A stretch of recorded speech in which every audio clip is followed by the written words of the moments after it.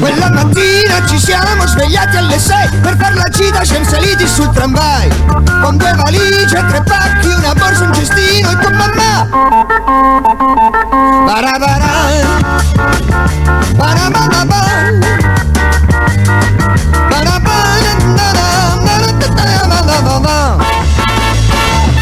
Un po' di pane e di banane, un panettone, del minestrone, la cioccolata e l'insalata, il baccalà,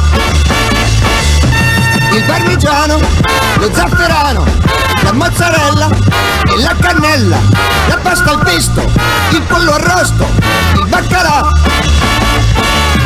Non c'era proprio più niente da desiderare, erano 3 giorni che stavamo a preparare, le 2 valigie, 3 pacchi, la borsa, il cestino con mamma. La marmellata e la frittata, i formaggini, i fagiolini, la frutta cotta e la ricotta, il baccalà.